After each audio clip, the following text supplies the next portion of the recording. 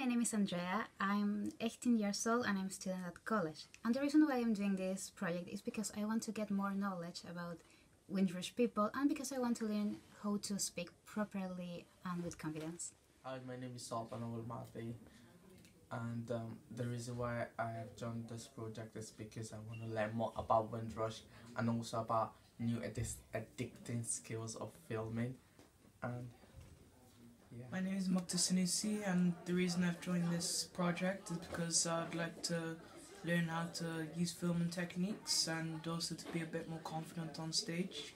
And I think learning about the Windrush generation is really interesting. Hi, my name is Ali, and I want to do this project because I want to meet more people and gain more confidence.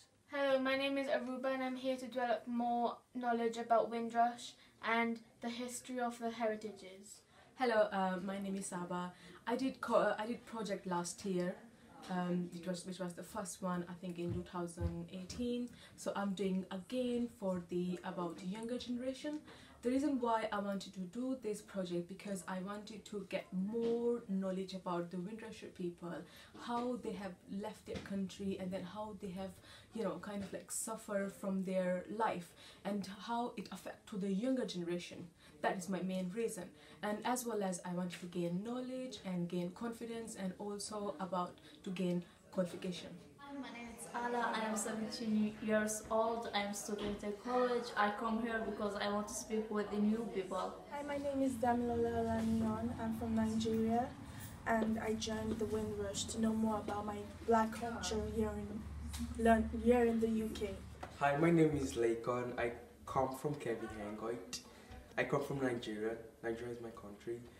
The reason why I joined this project is to know more about Windrush generation, to get to know how they suffered, how they coped in the environment, and to educate more people more about Windrush. Hi, I'm Tina, and I would like to be part of the second generation Wind project because I just want to spread awareness of the second generation viewpoint. Like if they carried on the tradition that their parents brought to this country. So I just want to find out how it was for them as it was for their parents. Okay. Hi, my name is Mayenza and I am doing this project mainly because I want to, get the experience, meet new people, and also the qualification I get is a big advantage. So I am excited to find out about Windrush and yeah. Hi, I'm Angel. I'm 10 years old and I want to be part of the Windrush project because I like to make new friends and I want to know more about different countries. This is Fang. I'm from Cameroon. I've been in the UK for 8 months. I want to have a qualification to put in my CV because I want to be like Will Smith or PGG having money, I want to be a rich boy.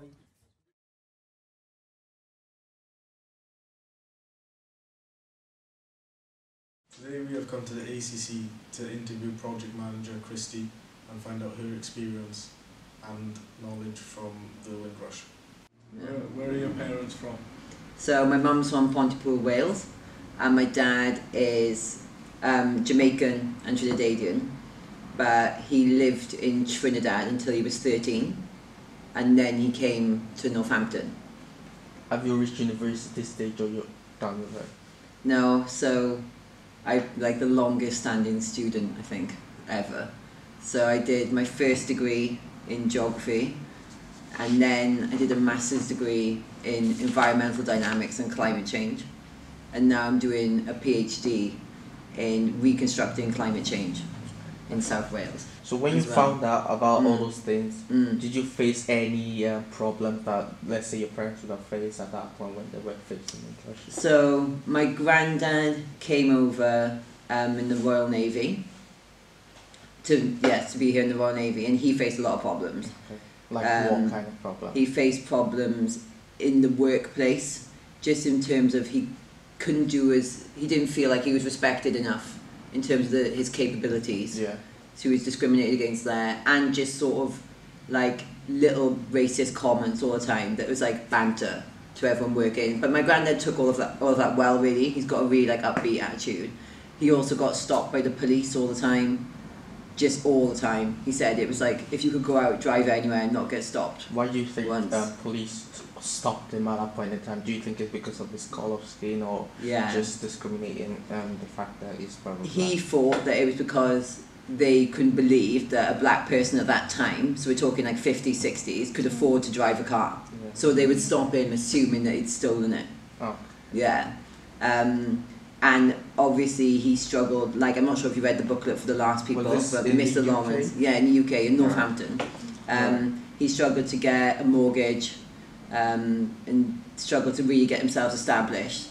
And he struggled to get a job actually, so after he finished the Navy, nobody would employ him. So he'd go for an interview, and just because he was black, nobody would employ him, but he could do the stuff like really, really easily. So after the third interview he said, look, give me a trial for a day, and if I can't do it, then like you can get rid of me. And they gave him a trial, and that's how he got his job, like his first job here after the Navy. So he just said like, give me a go. So having lived in Swansea or Clydach, do you like the area and why? So I liked Clydach because I lived right in front of a mountain. So we spent a lot of time like climbing trees, climbing mountains, swimming in rivers. So it was quite like a rural upbringing. So I really liked that side of things. But I found it hard living in Clydach because I was the only black person until I was 14, and a guy called Dread, because he had massive long dreads, moved in the road down below for me. And I was just like, wow, like he's black and he had like mixed race kids. I just thought that was amazing. But until then, I was like the only black person in Clydach, and I was the only black person in my comprehensive school as well. There wasn't even any Asian people. I was literally the only person who wasn't white in my school. So I think I always felt like very, very different, and my mum struggled as well because I felt different.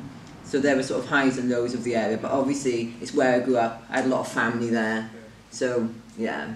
So when did you come to Swansea?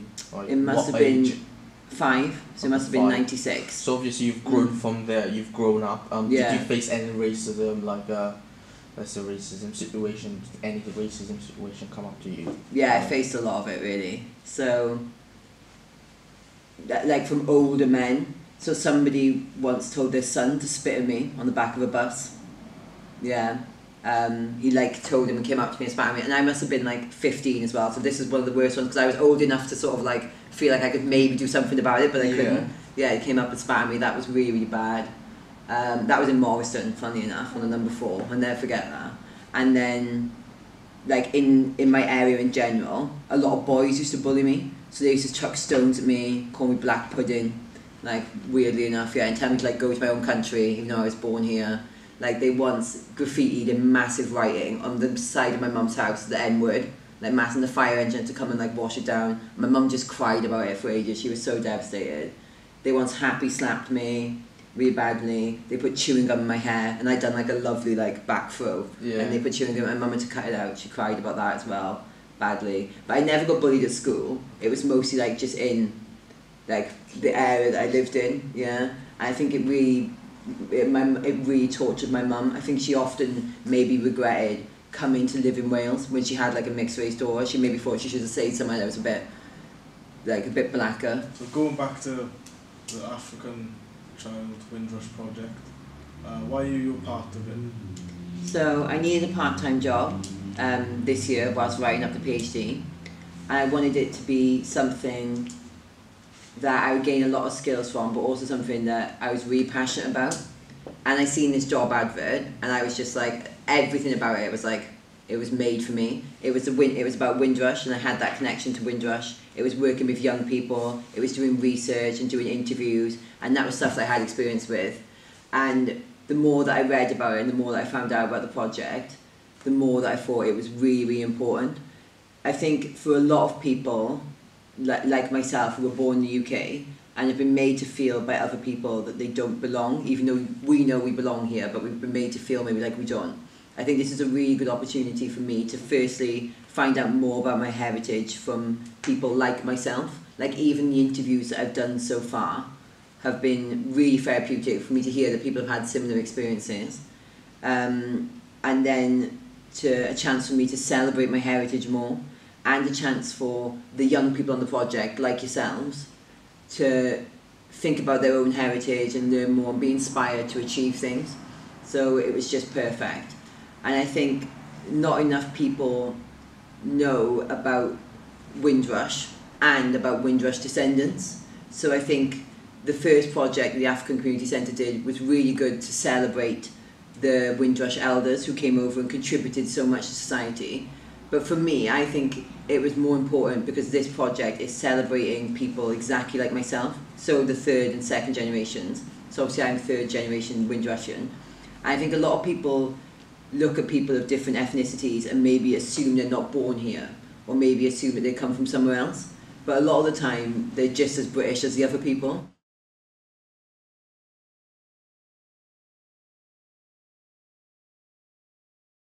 We were both born in Nottingham, and that's where we grew up, and we moved 15 years ago to Wales. My parents were originally from Jamaica, both of them from Kingston, although I've just found out that there is some link to Portland through a certain ancestry website. And so they came to the UK in the late 50s, I think about 57. Both of them very young, and settled in Nottingham. It was about coming for a better life. They were still part of the British Empire, as it were, and they came over to try and make a better life for themselves.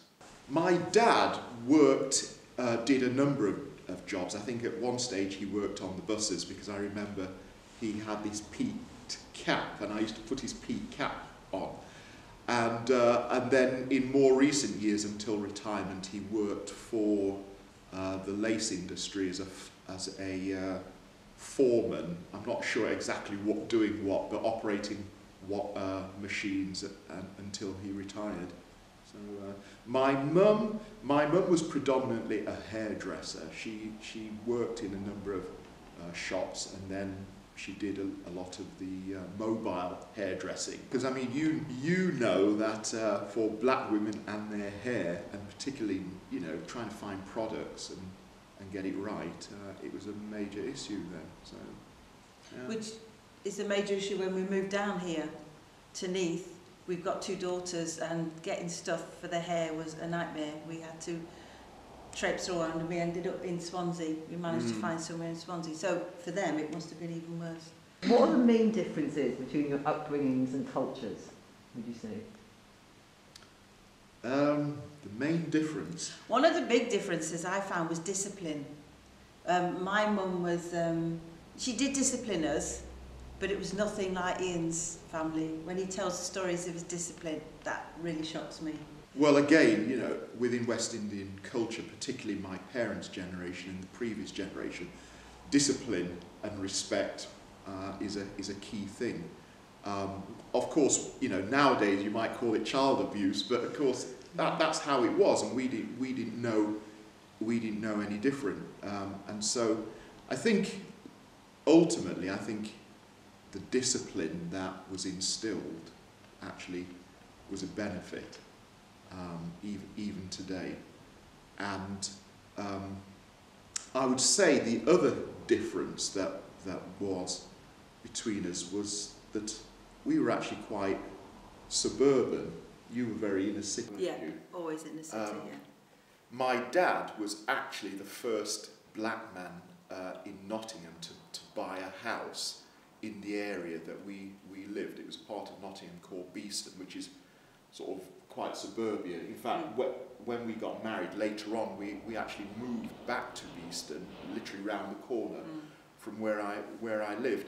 And my parents, again, like so many of that generation, aspired for me to be better, and they just wanted to assimilate themselves into British culture. So for an example, for instance, was that they would never let me speak patois. So, if they heard me speak in patois, I'd be getting trouble. I might even get a smack or a slap for it, because what they were trying to do, what they thought was the right thing to do, was to make me English so that, you know, can fit into culture. And that's what a lot of my parents' generation were trying to do. They were trying to become British, fit into British culture, rather than understanding that they can maintain their own culture and their own identity and still be British. I didn't have a religious upbringing as such. My parents were typical of a lot of parents, where they would send me to church, but they wouldn't go themselves because they just saw that that was the right thing to do. And so they'd send us down the road to the local Anglican church with our offering, and I'd spend the money before I even got to church, you know, on sweets. And then later on, when I was living by myself, as I said, you know, I was living by myself by the time I was 16, 17. So by then I was doing, you know, what 16, 17-year-olds do. Because I was living by myself, I wasn't, you know, I didn't necessarily eat well, but I knew if I went to Jill's mum on a Sunday, I'd get a decent Sunday lunch. So every Sunday I'd go for Sunday lunch, and then I would walk Jill to church. But I wouldn't go in because, you know, church just wasn't for me, really.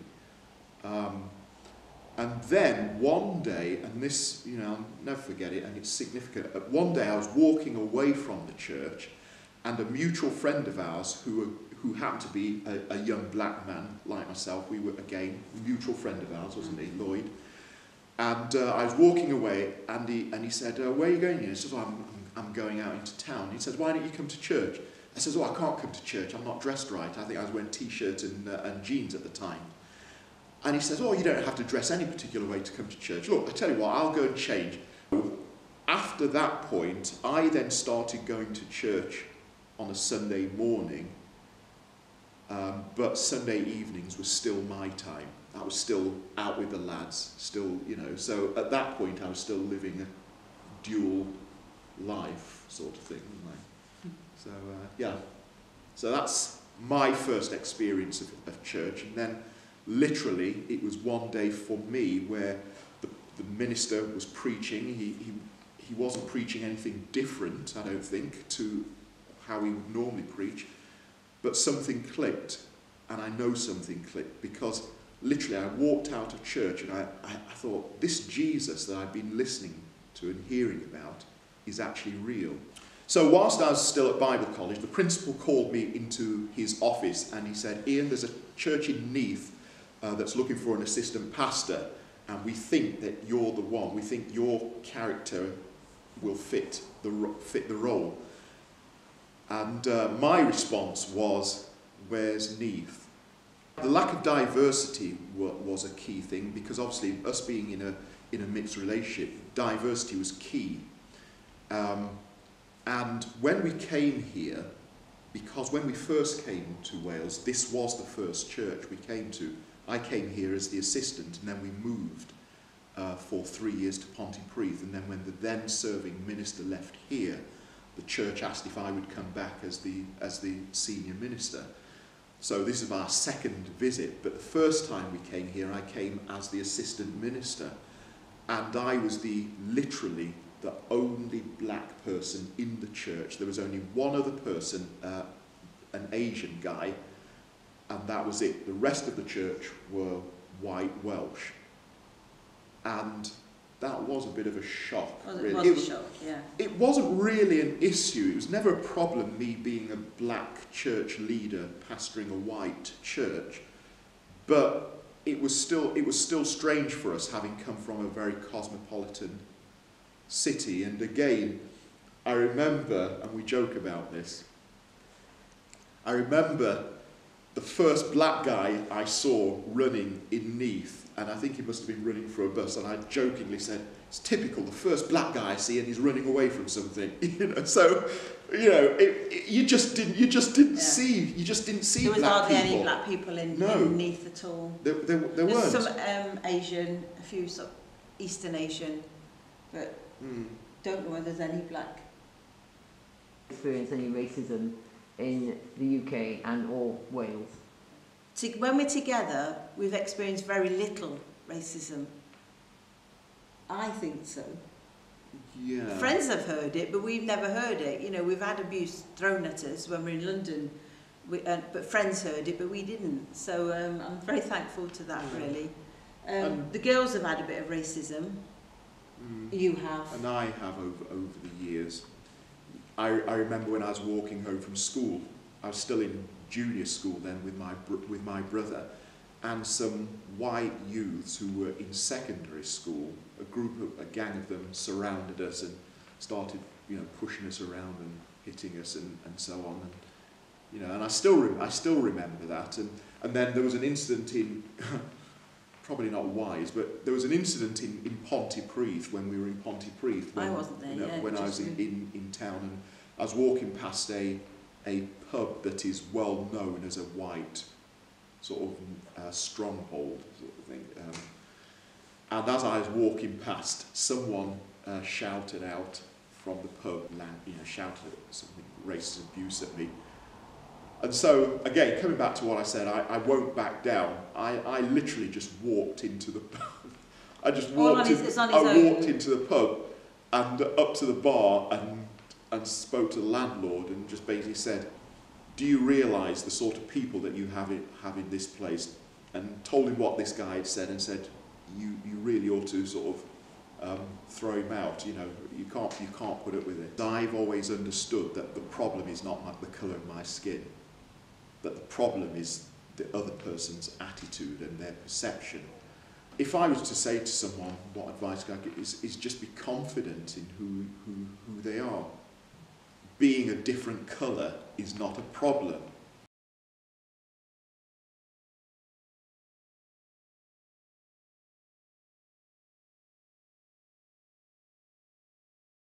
I was born in London, in South London, the rough ends, as you could say. And then I had a very funny upbringing. So I was between Wales, like specifically in Swansea, and then London. So I had really strange diversity. So in Wales, I was the only Caribbean person for like maybe 40, 50 miles or further. But every time I went to London, everybody was Caribbean because I would see that side of the family, and it was kind of shocking to see the difference between the cultures growing up. They're British born, both born in London. Neither of them are originally from the UK, their families, the bloodlines or anything like that. It's all over the world, and I'm kind of like the third generation to live in the UK, but second generation born here. I never visited them because there was a huge superstition with my grandma, who she said they cursed all the women in the family, so you better not go there, otherwise you'll be in big trouble. So I never actually got to visit the Caribbean family that are still out in Jamaica. Only the boys have seen them, and they were like, oh no, it's too dangerous.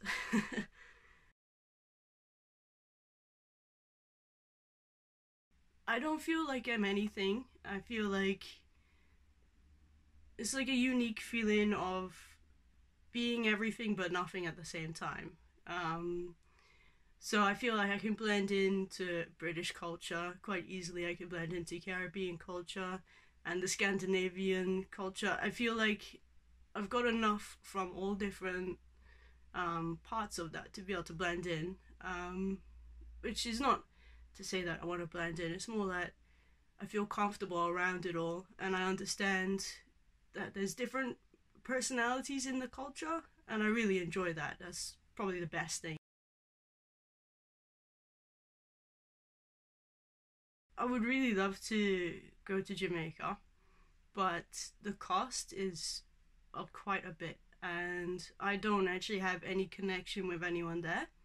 So I don't have any connection with family members there. The only person who could connect me is my dad, and he's extremely superstitious. So he's like, you could go there, but there's this rule, that rule, that rule, that rule. You can talk to this person, but don't talk to that person. So it's quite difficult to try and navigate around. It's like a Caribbean, the Jamaican culture is paranoia and superstition from everything that I've learned so far.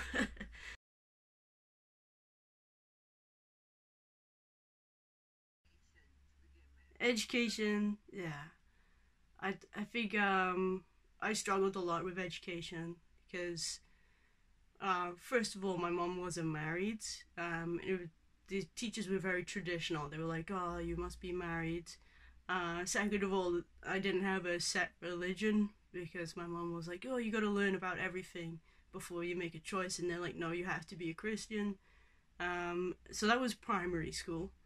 So already they didn't like me because of that, and that my mum had had a child with a black person. They thought that was frowned upon, but this is Wales when they had no clue about black culture whatsoever. Then there was like, I was pretty much the only Caribbean person for a very long distance, so I was singled out a lot, which was very frustrating. And I find that I learned in a different style. I don't know if that's because of the Caribbean side. I noticed that most of my family have a different way of learning, and maybe that's from them. I'm not sure, but yeah, so it clashed a lot. I had a lot of difficulties. They always threw me out the class, so I couldn't learn fully. And in comp school, that kind of, I just had that reputation follow me then. So I kind of gave up on school and decided to educate myself.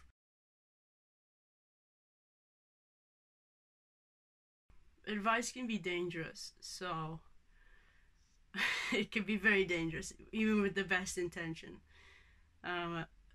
So I wouldn't say do this, do that, watch out for this, watch out for that. I just say to be mindful of everyone around you, and also to recognize the small things that make a difference.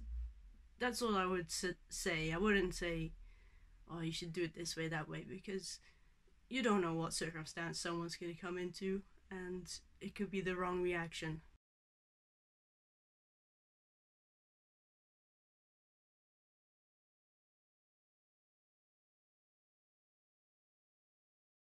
Yeah, well, that's a long, where do I start?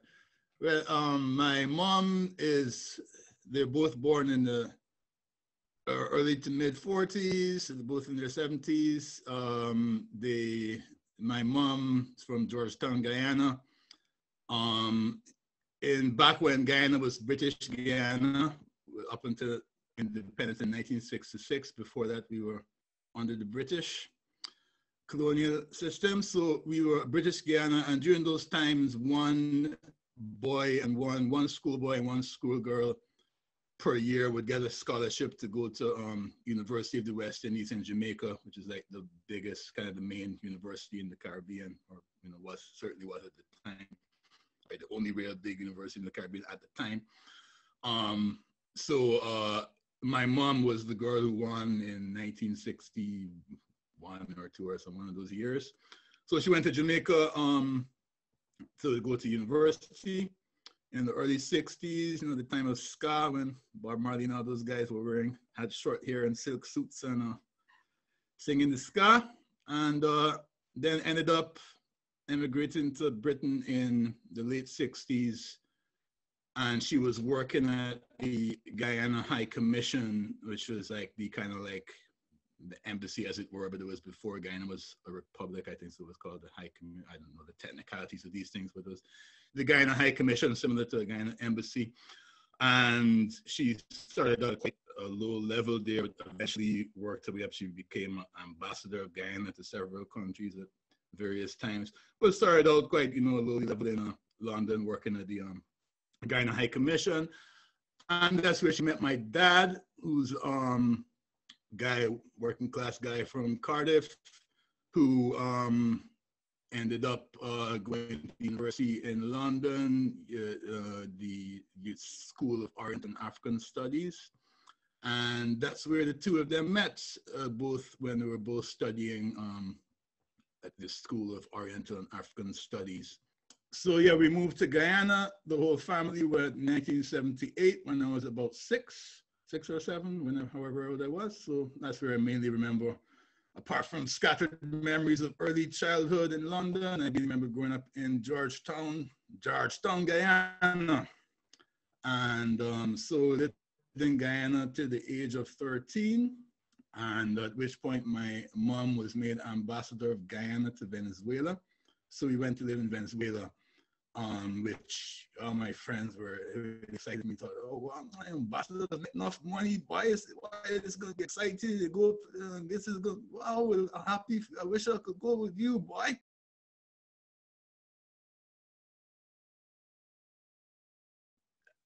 Sorry, what I like, not to be too negative. People are quite, friendly on a level, it's on an everyday kind of level. There's a bit of which I think maybe I'm being a bit stereotypical, but maybe there's a bit more of that kind of vibe in like Welsh culture. But there's kind of laid back way. It sounds a bit in a country, like people have, stop for conversations with the cashier at the thing. And, it's a bit more, it reminds me more of like, Guyana like that. You could have conversations with people on the street and so on. And what I don't like about it, well, you get pretty lonely as, as a Black person, especially a Black Caribbean person. It's not a lot of us here. And then, as kind of like a radical type political person can get a bit lonely. It's not a lot of us here either. As a Rasta, not a lot of us here either. As, all these kind of things.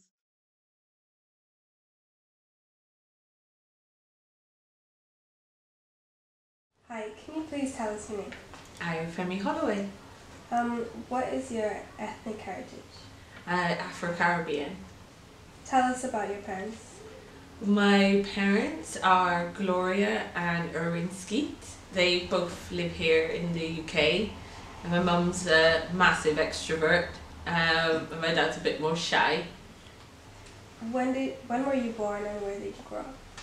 I was born in July 1987 in Barbados. But I grew up mainly here in the UK and Wales because I was 6 when they decided to move. So, which country do you consider more your home? Probably Wales, to be honest, because I've spent most of my life here. I'm 32 now, so it's been a long time. I'm not good with maths. Don't ask me to figure out the actual number. But it's been a long time, so now I see myself more as probably Welsh. Did you face any challenges where you were brought up? Definitely. It was a bit of a massive culture shock. All of a sudden, to go from Barbados to sunny Aberystwyth in Wales. It's quite a quiet town. People are generally more nosy, and they don't understand. But as I've grown up, they've got a bit better. Did you feel like you belong here? That's a good question. Sometimes I do, other times I don't, especially when I have to deal with issues with my children. Have you ever faced any racism or have you been bullied maybe when you came here? You were very small. So especially in primary school and some teachers even in secondary school were not very nice, made me stand up in front of the whole class and repeat that I was stupid. What are you, stupid? For the whole class, just because I didn't know the geography. I'm not from Wales. I didn't know the geography. It's not my fault, but he felt it was okay to be quite a bullying teacher. That must be hard. Yeah, no, it wasn't very nice. It's one of the times in your life you really don't feel like you belong. We saw in the Guardian article that you featured in that you face quite a lot of discrimination about your hair. Yeah, one of the things in particular, especially when I was in primary school, my mum used to like to plait my hair up in one. So it was literally just one plait that came out the top of my head, and people used to call me Rhino Head when I was little, which wasn't very nice. So yeah, definitely not nice. Did you ever try to do something about it, like maybe face the people who used to bully you? I did a couple of times, especially when I went to my mum. She is definitely a bull in a china shop when she's defending her children, and she thought it was a good idea to actually question one of the little girls, like, why are you bullying my daughter? Which I was quite glad about, because it meant the mom got involved, and then the mom was really sorry, and you know, from then on they sort of died down with that particular child anyway. Yeah, that's what moms do, just protect. How did you cope with the difficulties of how you were being treated? I'm very good at compartmentalizing. It's difficult to say really, because each of us are individual. My thing is I just try to move away from that situation. Just find somebody else. You don't need to be staying around people who are not nice. Did you ever feel depressed about it? Yeah, I suffer from various mental health issues, but I work through them the best I can, you know, seeing people, speaking to people, trying to focus on the positives in life, really. How do your children cope with the discrimination? Well, my eldest is quite forthright, and she knows her own mind. I'll tell you about the incident. And so a little boy decided that he would say to my son, "You can't play with us. If you play with us, I will stab you." And she then went up and was like, "If you ever speak to my brother like that again, you're going to be in big trouble." And he backed off. Yeah, so I think I've instilled in her to protect, that they must look after each other, because without each other, you know, anybody can get to you. And that's family's a big thing. So always look after each other. Do you think they can look after themselves? Definitely my first two. My daughters, yeah. And they might take after me a little bit. But my son, he's a bit more shy, a bit more reserved, so he finds it a little bit difficult to, you know, defend himself. But that's why I am worried when the girls both go up to secondary school and then he's on his own, because they do look after him. Yeah. Are you worried about them facing discrimination growing up in Wales? Yes, I worry that, especially with my son, because he's getting there, but he's not educationally minded. He doesn't really like to learn. So I worry that when he gets older, not only will he struggle because of that, but he'll also struggle because he is, you know, essentially part me, and then people will look down on him for that, and it will make it worse, and it's also for him because he's not that as maybe as bright as his sisters are, which will hold him back even more. Yeah, you feel their pain. Yeah, it's hard. It is hard, because they look at it. He is the most tanned out of the three, but he is struggling because he gets picked on the most about his colour compared to the other two. Yeah, you should be probably, or you must be feeling bad because sometimes you can't do something. Exactly, I'm not there.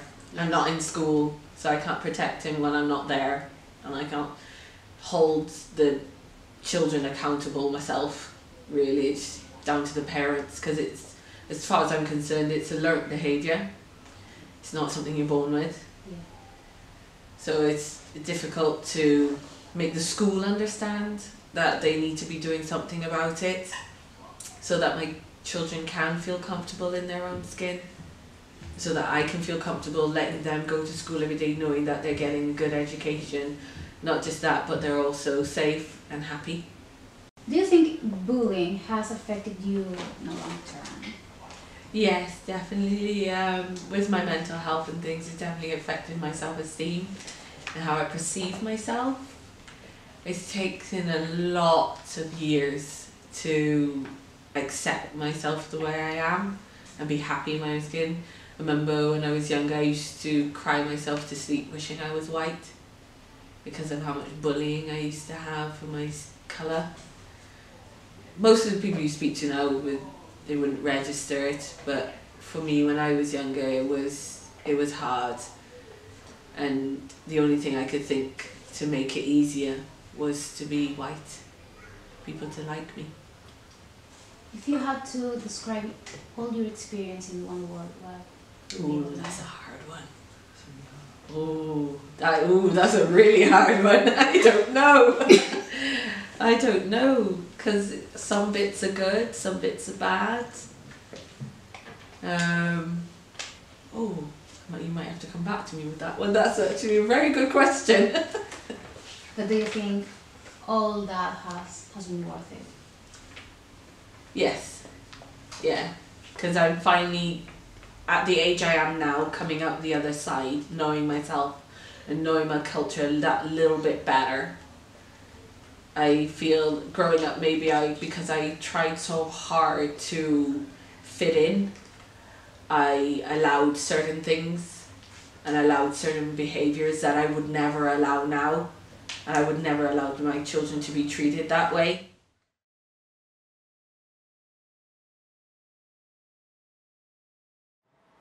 What do you admire most about your family and why? I don't know, I just admire my mom because she's like a very strong person. Have you ever felt different in school, and has it affected you in any way? Yeah, it has. Well, I felt different, but it hasn't affected me so much. Back then it did. Like I'd cry and get sad and everything. So yeah, they did make me feel different, like I didn't belong in Wales and Swansea. They tell me to go back to my country and everything. So back then it did affect me, but right now it doesn't. What was it about you that made you feel different? My skin color. Okay, what first got you into dancing? Well, nothing really got me into dancing. It's just what my country, we just dance all the time. You know, it's in my culture. So I just grew up with it. What could make you feel more at home? Food, temperature, tradition, just all of those stuff. Do you feel less confident or less yourself being here? Well, it's a bit of both, because I can't really speak the way I speak in my country. And I remember when I first came over here, I was in school and I said something in my patois that wasn't the same, and they started making fun of me. I got really sad, but it doesn't bring my confidence down or who I think I am. I just do me. Right, do you think that if people better understood your culture, you would have been bullied less or treated better? Yeah, because in school they just assumed I was from Bangladesh or I was Indian or something because of my skin color. But it's really more than that. If they understood where I was from, they would know my perspective and everything. Do you think schools should introduce stricter rules on discrimination or educate students more about other cultures? Yeah, but I don't think it works, because when I was bullied, they did a whole week of racism, discrimination, different cultures and everything, and it still carried on, so I don't think it would make a difference. But maybe.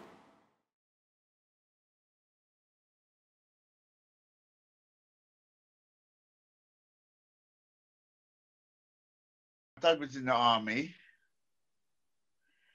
He met my mum in Belize, and they got married. 2 years later, and he brought him over here. Simple as that, really.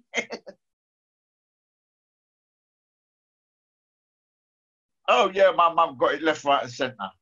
Because normally you don't see a black woman with a white man. It's normally the other way around. So my mum got it from black people as well. So she got a lot of stick. You get what I'm saying? Oh, they locked my brother in a shed for 2 days. Everyone was looking for him, the police and all that. So he ended up getting nerves, and he started scratching his arms, eczema. But he's a fireman now. He stopped doing that, I don't know, about 10 years ago. But can you imagine being locked in the shed for 2 days, when you're 5 or 6 years old or something like that? No, not from my dad's side of the family. No, never. I mean, when I used to be younger, I think I got accepted more than my brother because I've got the white features. Now listen, I've got a complex. I'm going to tell you why.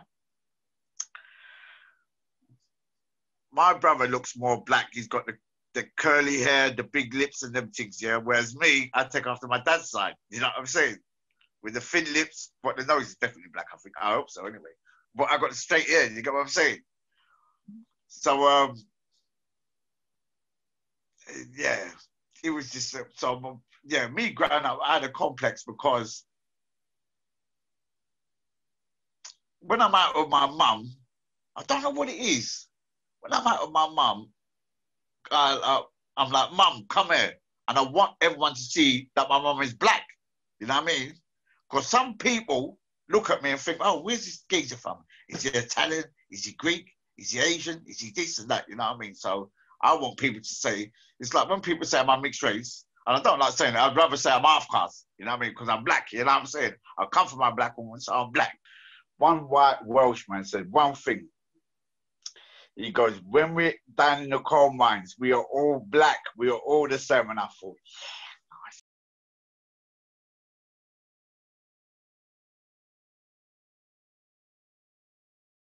Hi, I'm Mayenza, and we are here with Connor, Alan. Lovely to have you here. Where did you grow up, and what was it like there? What was it like? So I grew up in Newport, yeah, which is like next to Cardiff. So yeah, I was born and bred, born life in Newport. So yeah, it was nice. It was all right. Grew up with just like my mum and my brother.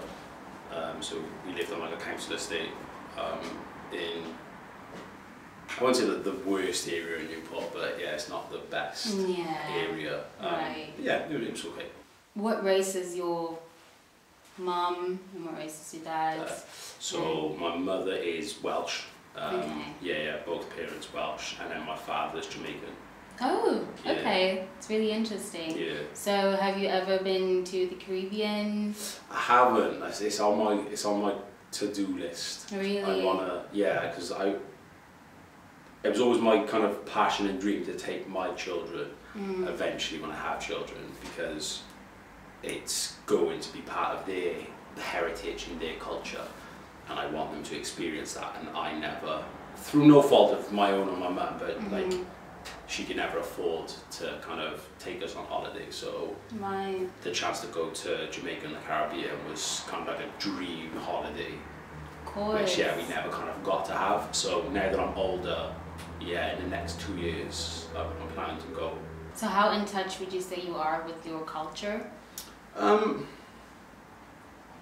think ingrained, when I was a teenager growing up, it was very, very difficult because I guess I was searching for my culture, and I was searching for my father and for acceptance and identity, I guess is the right word. Yeah, an identity crisis. Yeah, 100%. And I guess I always found I was in like this juxtaposition, because I would spend time with like my father's side of the family, so like my black cousins, and I would have and they were in London, so there was like that kind of attitude and that energy that I would then have, and I would bring that back with me. So I always found like I was always too white for my black friends, but too black for my white friends. So it was like, where do I fit in that? Where in this kind of spectrum do I sit? And I guess my mum could never answer those questions because she was a white woman. As amazing as she was, she could never fully give me those answers. And I guess that's why part of me wanted to kind of seek out my father to see if he could give me those answers and kind of show me where I fit and show me what it means to be a young, multicultural youth in Britain. And yeah, I guess I just never had that. So I kind of guessed that a lot of my culture and acceptance has come later on. So I guess I had to go through all that as a teenager to now come and grow into like a young man where I know exactly where I fit and I know exactly where my culture is and who I am and what I stand for.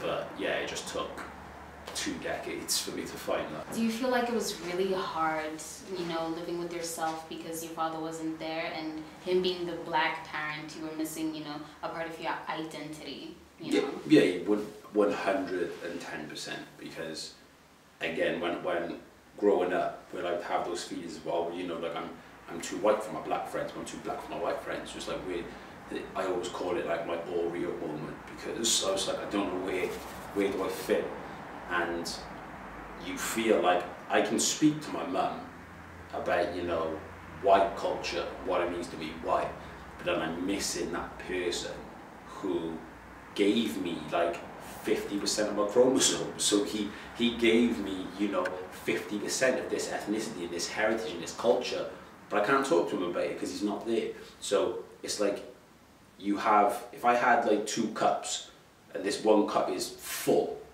to the brim with all this culture and love and appreciation that my mum has given me for kind of like my family history, my background, and what it means to be kind of white or Welsh. This cup's empty because my father's not around to kind of give me and show me what it means to be a multicultural youth, or to be a mixed race person, or to be a young black person in Wales and in Britain. So it's very, I find it very hard to kind of, because then you have to try and fill that cup on your own. How Welsh would you say you feel? Pretty Welsh. I say pretty Welsh, like, yeah, mainly Welsh, to be fair. Yeah, because that's predominantly like the kind of culture and nationality that I've kind of grown up with. And also I grew up in Wales, so of course I'm always going to feel Welsh, but then now I guess I feel more Caribbean now that I'm older than I did when I was growing up, because I guess I've got more of a sense of who I am. So that now, yeah, it just manifests itself that I'm very conscious that I am a 3rd generation Windrush and I am mixed race. So yeah, that now that I'm older, I'm very conscious about that and about empowering other people to kind of not go through what I went through when I was a teenager. So it's safe to say you are connected to your Caribbean culture now? Yeah, 100%. So have you ever experienced any racial discrimination at all growing up, or even now still? Yeah. I laugh, I say yeah. It's funny because yes, but I think because I've just become accustomed to it, whereas my fiance is white British. Well, I say white British, white Welsh, like both her parents are white, both her parents are Welsh, and she's very stereotypically, like, if she was around in World War II, she'd be fine, because she's blonde hair, blue eyes, white skin, so she's, yeah.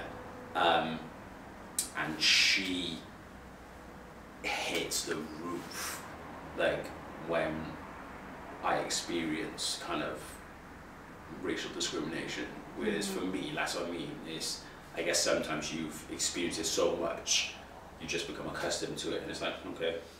What did you study in university, and which university did you go to? Right, okay, so I studied acting. I did a BA, Bachelor of the Arts degree in acting, straight acting. So I went to Trinity, it's called Trinity St David, it's in Carmarthen, West Wales, because I never thought I was good enough at first to go to like a proper drama school. I've kind of broke that barrier that like it is an old myth that like you kind of need to go to drama school to be a successful actor, and I quite credit myself that I haven't gone to actual drama school, but I've still managed to sustain a great acting career for the past 6 years, and I'm still growing, and I'm developing into writing, and so as a creative I'm constantly developing, and I think that's a great tool. But then again, it shows that you don't get me wrong, you have to work a lot harder, but you don't have to go to drama school to be a successful actor.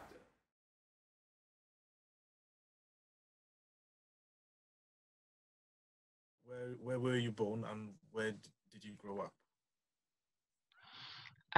So originally I was born in Birmingham, but then when I was 3 years old, I moved to Wales, and from then on until 17, I've lived in Talbot in Wales. Okay. My next question is, what are your parents? Where were they born and where did they grow up? Okay, so my mother was born in Talbot and grew up in Talbot, and my father was born in Birmingham and grew up in Birmingham. Okay. So third question is similar to the second, but it's about your grandparents. Where were they born and where did they grow up? Okay, so my mother's mother and father, so my grandparents on that side, they were born and raised in Jamaica, and then on my father's side, mother and father also born and raised in Jamaica. So from both sides, I'm Jamaican. What things do you like and dislike about living in Wales? Dislike probably how little diversity there is and how heavily white the population is. Not that that's a problem, but for being a person like who is obviously black, it is, you really do stand out, and like it really is always like, it always feels like there's eyes on you and stuff like that, because everyone else is like, oh, who's that, and stuff like that. So that's I kind of dislike how little diversity there is, but I like the Wales. Like Wales is where my family are. Like, well, not all obviously, but my immediate family, my friends, like where I grew up, where I went to school. So basically, most of my memories are here. So everything good that's really happened to me has happened in Wales. Have you and your family ever struggled with racism or difficulties fitting in and living in Wales? Yeah, 100%. I don't think I know anyone who is black or an ethnic minority who hasn't experienced racism at some point in some way, shape, or form. It doesn't have to be like explicit. It's normally like the little things, like the underlying comments or stuff like that you just think, oh, but I don't know. Yeah, definitely have. What would you like to shed some light on the comments? Like, what would they be? Well, people seem to think that like you won't be offended by things they say. So like when they say stuff like, oh, the classic one, like, oh, you're pretty for a black girl.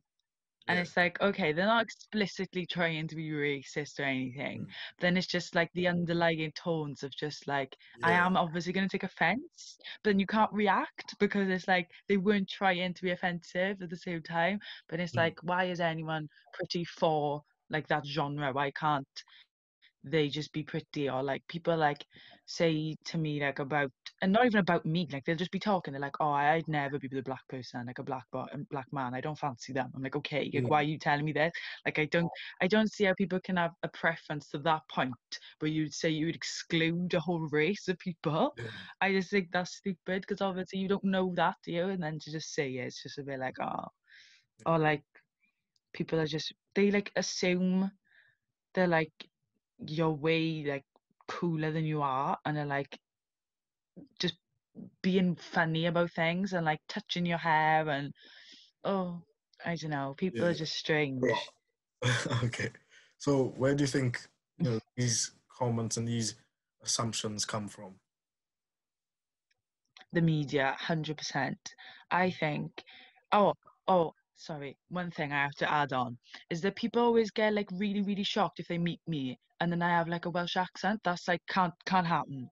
Like it can't be right that like a black person would have like a Welsh accent and is well educated and stuff like that. And I'd say that comes from the media, because black people only really get coverage when they are a rapper, or they are like, they've gone to jail and stuff like that. And then it kind of paints the picture to everyone that if you're a black man, especially, you're going to end up in jail and you're not going to be successful, or you're going to be a rapper, or you're going to be a basketball player.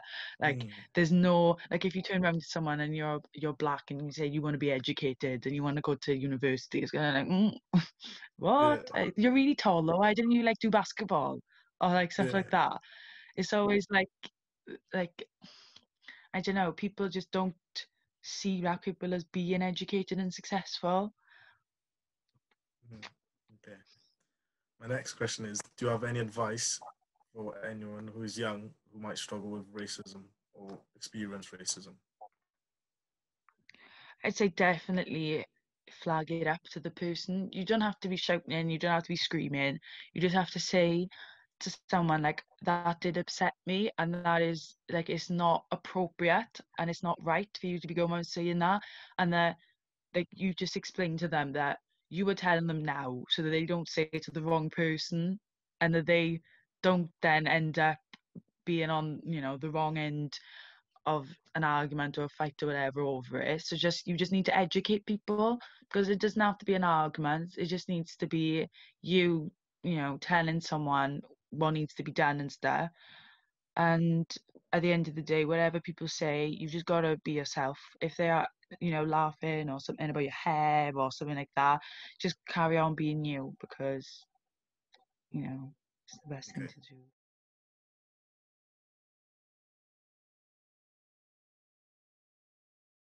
In Neath, and how come you end up living here? Right, okay. So I've lived in Neath since 2012, but I've been in the United Kingdom since 2000. Wow. My journey started in Bradford. Wow. Yes, it's quite an interesting story, because I only came to Wales because I came down in 2005, going to Chepstow, drove through Wales, and honestly I fell in love with it. The lush green countryside, I could not forget it. So for a whole year I thought about Wales, and in 2006 I thought to myself, why do you keep thinking about this place? Try see if you can get a job down there. And at the time I used to practice law, so I signed up on a legal recruitment website, and the short of the story is, within a month I was in Wales in my job, and the rest is history. I just love it. It's like home. How did you find it settling into living in South Wales? It was easy, honestly. No disrespect to England, but it was easy. Easier than England. I think because people here are a lot like Jamaicans. If they like you, you know. If they don't like you, you know. So you know where you stand. Yes. And I think also, to be fair to England, I was just learning and finding my way when I came first. But by the time I got here, I kind of learned how to you know, blend in, how to understand different people and cultures. And so I think I was probably better at it. So when I moved to South Wales, I always tell people it was like there was a Bernie-shaped hole, and I just fit straight into it. Yes. So where do you feel you belong? Gosh, I belong where my husband is. Yeah, that's an incredible, you know, it's just the love of my life. I met him here in Wales. I had been married before, had kids before, and I met Mark in 2011, March 2011. And we're just one. He's my soulmate. He's white. He's from the estates. You know, the culture, the background, everything completely different from what I was, you know, how I was brought up. Oh, but honestly, we're so alike. We have the same values. We have the same sense of humor. It's like two people, the same people from different cultures and backgrounds. It's incredible. So yeah, and we work together. We do everything together. Everything together. My son said to me recently, he said, Mom, what are you going to do without Mark if Mark should die? You can't do what would happen to you? And that sums it up. You know, that sums it up. My entire family, we just love him. And yeah. So my home is, people say, would I go back to Jamaica? Well, my home is where my husband is now. Can you tell us something about your culture? The Jamaican culture. Do you know what? I think if I was off the cuff tell you about culture, what is quintessentially Jamaican? Laughter. I always tell people, don't waste your money. You're in Jamaica. Don't waste your money going to watch some comedy show or whatever. Put your clothes on. Go outside. Walk around. Open your ears and your eyes. You will die of laughter. Jamaican people are the funniest people in the world. Wow. Seriously. They are such lovely people. But they say the most, I mean, they're like a soundbite on a soundbite of just, what they call it, what the comedians call it, punchlines. Yeah, yeah, honestly. So, yeah. So for me, Jamaica is a culture of laughter, smiling. A Jamaican could be struggling. They're smiling. I always tell people, if you see me and 10 minutes pass and I don't have a smile on my face, call the ambulance, I'm dying. No, that's just the truth. I can't help it. It is in our DNA. And people say that about my children as well. They're like, oh, he's always smiling. That's just what we do. So what was the job you were doing first here then? You said legal practice? Yes, conveyancing. I worked with a conveyancing department. I was the head of property at New Law Solicitors. Okay. So how did you go from that then into the business?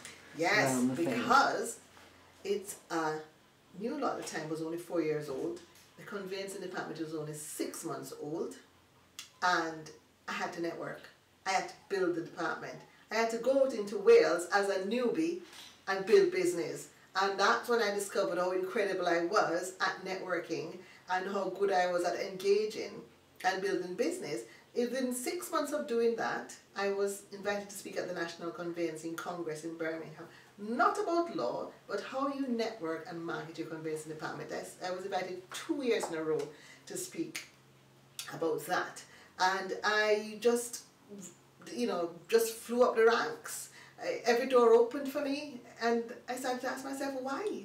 And then I realized, hang on a minute, it's because I was just being me. I was different.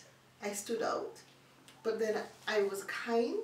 I knew my stuff. I knew how to engage. Remember earlier on, I spoke about the fact that, when you meet somebody, you have to figure out what language they speak. We all speak in English, but we speak in other languages as well. Understanding personalities, understanding what makes people tick. Not everybody wants you to be in their face. Not everybody is ready to make a decision straight away. Some people, you need to give them more information. Understanding who the people are in the marketplace is just as important as understanding who you are as well, what you bring to it. So that was what I discovered, and I started to do so much in such a short time that by the time the property market struggled, I was so poised that I could launch my own business, teaching law firms, everybody, teaching people how to build their business. So what's for you next, Bernie? Gosh, I think I'm more of the same. Yeah. What I'm doing now is, I think, a lifelong journey. There are more books with Your Business Your Way. It's all about your way. So there are it's going to be a series of books. This is the first one. Well, second book, but first in the series. So there's a lot to unpack, and there's a lot that I have in me that I'd like to share. And there's a lot that I want to give to other businesses. I want to help people with confidence. That's something that, for me, when I see somebody sat with their shoulders slumped, there's no light in the eyes, and then when I'm finished with them, I see the shoulders up and I see the light in the eyes. That's priceless.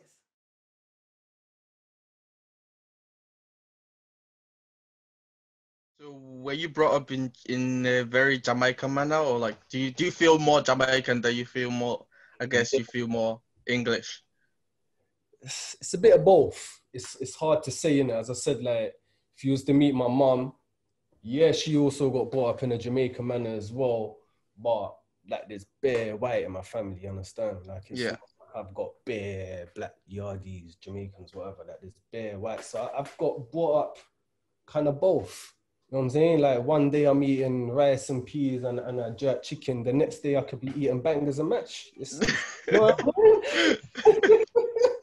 It's not like every day it's boom, boom. I was lucky enough to get brought up with different cultures. So obviously Wales is like, there's a dominant amount of white people. So have you like faced discrimination of being like living in Wales, or? Yeah, of course. Yeah, of course. You see, that was a straight answer. That was like, of course. I faced that like not only 2 weeks ago. I think I even put that up on my Instagram and what happened, I was in the Morva. I think I was just I just finished the gym, I went and got myself a meal deal. And then I parked in a disabled, and some lady said something. So I said, excuse me, what? You shouldn't park there, disabled. And she came right up to my window, and my window was down. So I said, listen up, what are you doing? Like, back up 2 meters. Oh, people like you lot are the one that's bringing diseases into my country. I was like, whoa, okay. So you see me? So obviously I backed out the camera as you do, followed her around, boom, and then that was like 2 weeks ago.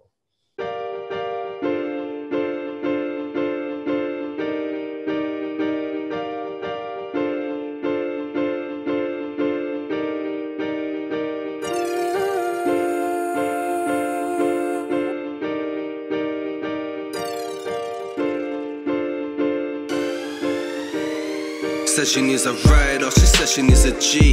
Said she needs a man who was raised up in the streets. That's why she fell in love, she fell in love with me. She can't get enough, got a feeling like a fiend for that crack, the way she calling back. Damn, I didn't know she was digging me like that. And she's a fine, I gotta make her mine. And I know she's mad cause it ain't holiday time. So as you could imagine, I probably came to Swansea kind of around the wrong time. If I came to Swansea now and I was busting up grime and I was doing drill or doing this, doing that, it'd be popping off. But at the time that I came, the whatever, I was practically the only grime MC here. I think there was one or two others, obviously, Chris, you remember Breeze? Obviously, Zimmy. So Breeze, one of my next friends, and they were more rappers. So then slowly what started to happen was I was chilling with this guy a bit more, and then I just went from grime to rap. And then that's why I just made the transition. And then,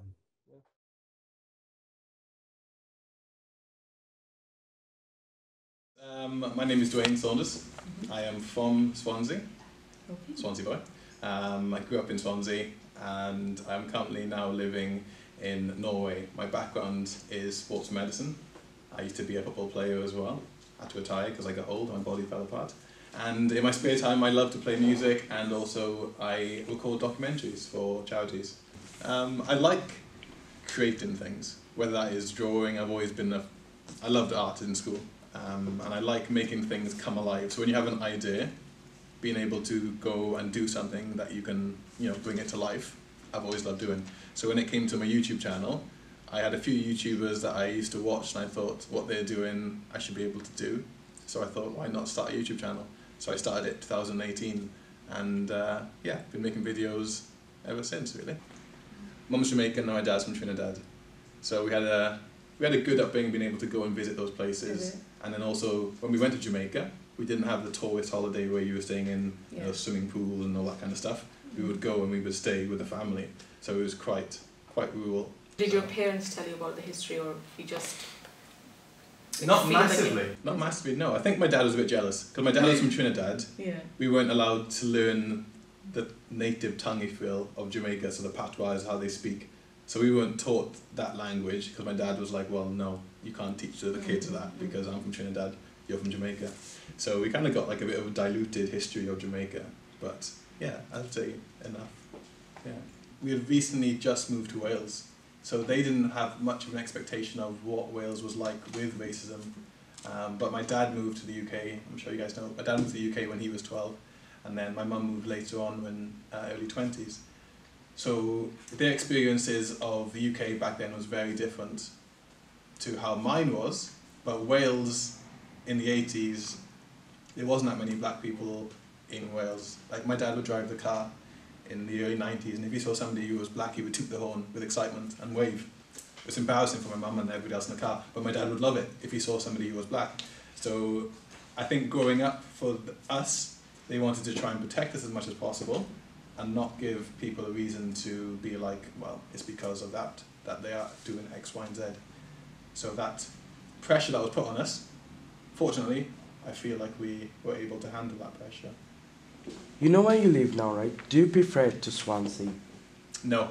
Why? I've lived so many places in the world: California, Birmingham, Spain, now Norway, Australia. Yeah.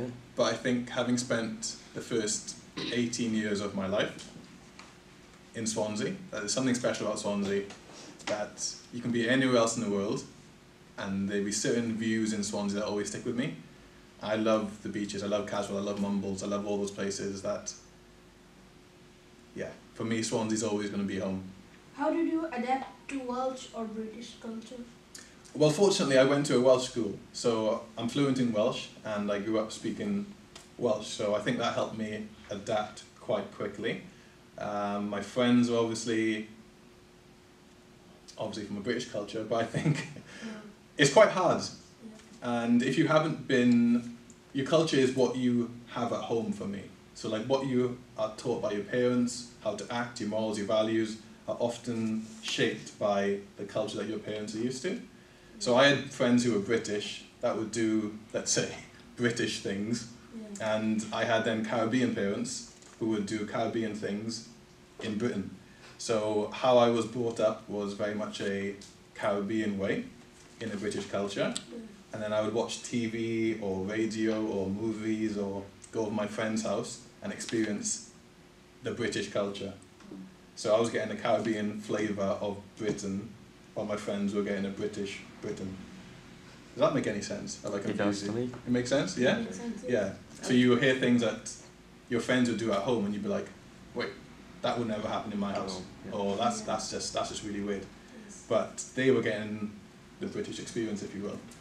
So I think just having friends and going to a Welsh school made me feel Welsh very quickly, because we were taught about the history of Wales and the language and the importance of being Welsh, and that it was drilled into you so early that at 3 or 4 years old you're speaking Welsh, you feel very Welsh. You're only reminded of the fact that you're not, let's say, roots from Wales, when people point out, where are you from, where are you from, where are you from, all the time, and I'm like, well, Wales. But, yeah, mae'n lle gwych I byw, a rwy'n gobeithio symud nôl yn y blynyddoedd I ddod. Yeah. Okay, so can any of you guys speak Welsh? A little bit. A little bit, yeah? What can you say? Boreda, diolch, and ESE, Germany, and Canada, ESE Canada. Yeah, that was good morning, good afternoon. Morning. You went to Germany, I've been to Canada. Yeah. Well done. Shumai. Ooh.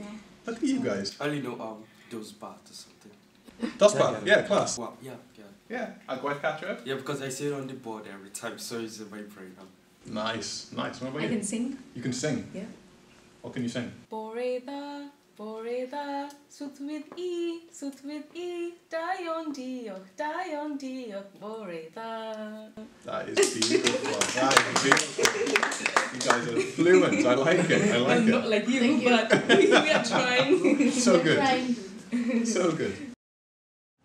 I think from experience of what she has shared, I think if they watch the documentary, people get to know more about the Windrush and how it is going on and how many people don't know it.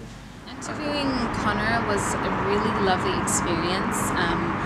It was very enlightening on how you can, overcome certain challenges concerning racism, how you can empower yourself, deal with always, stay strong, learn from the events that happen in your life, and just grow from it and just improve. Yeah. I was very interested by it. I've gained some knowledge and understanding of experience, and I feel good because I somewhat relate to what she was saying, and it's just really interested me. I didn't know that mixed race too actually face racism, so that really made me to know, oh, okay, this is what happened back then, and how she was able to help herself back up. And I like listening other people's stories because I think that develops your empathy sense, and it felt quite nice, really. Just feel how she was, maybe just letting go her feelings. I learned a lot from Dwayne's life because it's quite similar to mine, so it helps a lot, and I got a lot of stuff to help me in school. Yeah. For me, the interview was very inspiring. I learned a lot from Dwayne, talking about his experience, how he's documenting about different people, such as Nepal and all other stuff.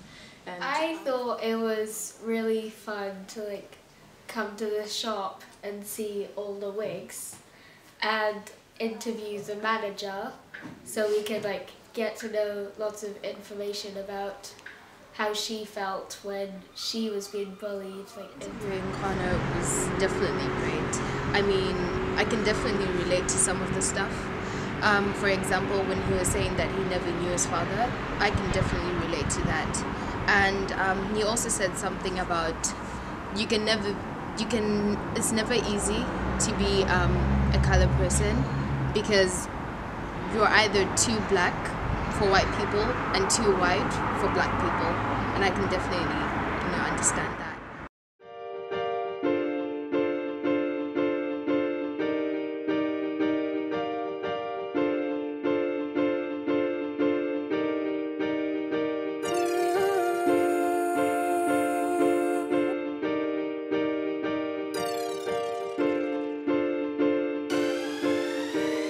Said she needs a ride, or she said she needs a G. Said she needs a man who was raised up in the streets. That's why she fell in love. She fell in love with me. She can't get enough. Got a feeling like a fiend for that crack. The way she calling back. Damn, I didn't know she was digging me like that.